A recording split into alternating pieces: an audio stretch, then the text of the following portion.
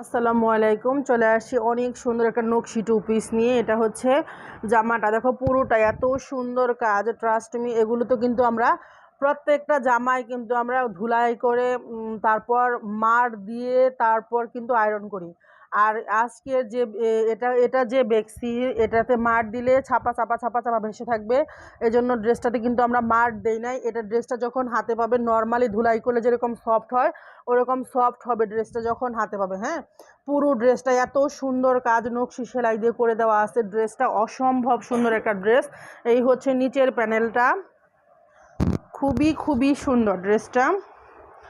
আর এই হচ্ছে জামার হাতাটা, দেখো এই হচ্ছে জামার হাতাটা, ফুল হাতা হবে।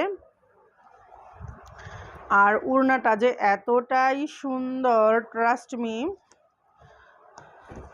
এই হচ্ছে উড়নাটা, ওয়াও।